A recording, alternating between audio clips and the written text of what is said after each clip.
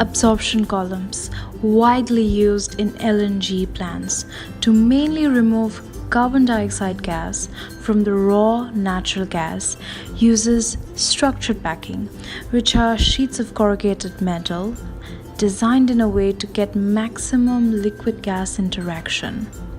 But equally critical is the function of these microscopic features on the surface of the packing, which actually help the liquid branch out and spread to its maximum capacity.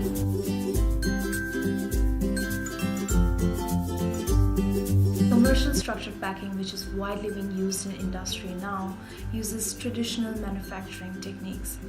3D printing applications gaining progressive influence on manufacturing processes gives us an opportunity to create these specialized features, which is custom made just to do the job you want it to do.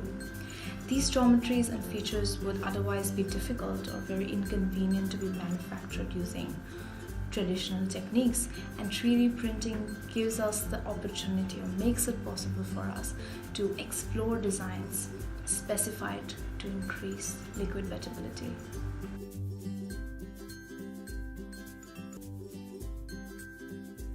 So after testing these 3D printed models of the geometries that we made, we found exceptional results. There was a big increase in wettability from the commercial Melapack that is still being used in industry today.